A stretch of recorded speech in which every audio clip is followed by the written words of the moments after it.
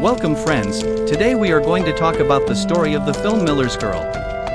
This is the story of a teacher who could not keep himself away from a young and beautiful student.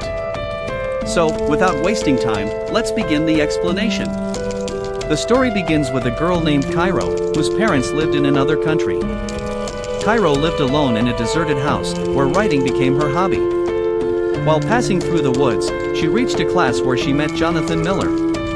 Jonathan was a middle-aged man who could not become a successful writer, so he became a teacher. When Cairo joined Jonathan's class, he asked her to read some books from the syllabus. But Cairo had already read them all. Then another girl named Winnie came in, who was not only a student of the class but also Cairo's good friend. The two of them went out together to eat something. Jonathan noticed an adult book among Cairo's belongings. Jonathan's friend Boris also came there, picked up the book, and started reading it. Both Jonathan and Boris were stunned to see that it was actually a book written by Jonathan himself. At night, Jonathan's wife Beatrice was busy. To get her attention, Jonathan told her that one of his students was reading his book in class. Just then, Beatrice received a call from her friend Amy.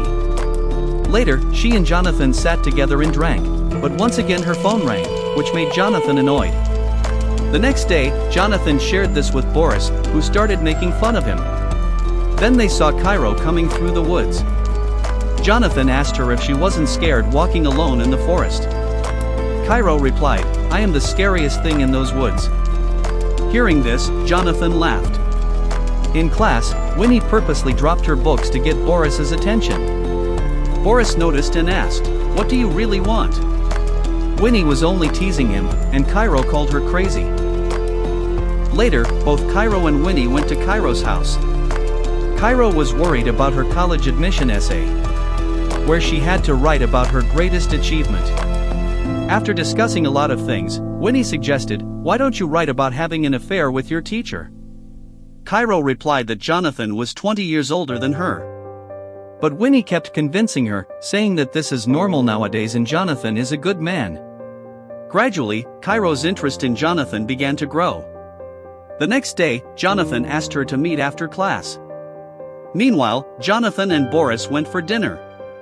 After that, Jonathan and Cairo began talking more and slowly got closer.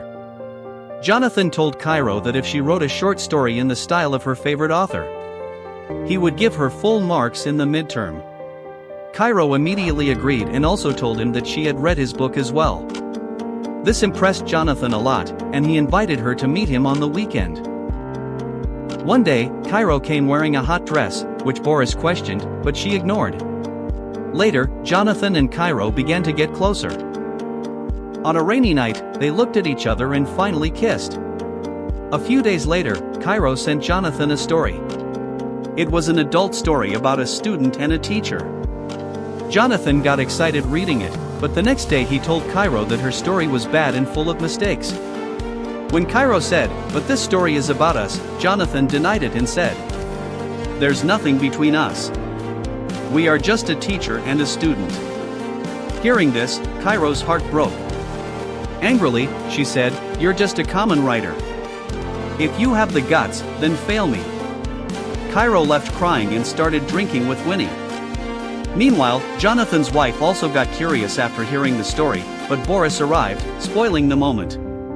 To get Boris's attention, Cairo and Winnie took off their clothes and sent him pictures. As soon as Boris saw them, he immediately left Jonathan's house. By now, the whole school had learned about Jonathan and Cairo's affair. The vice principal called both of them and asked questions. Cairo told everything truthfully, while Jonathan hesitated. In the end, Jonathan was suspended from his job. At home, Jonathan told his wife, but she doubted him. They fought badly, and Beatrice finally decided to divorce him. In the end, Winnie told Cairo that Jonathan lost his job because of her. But Cairo didn't care anymore.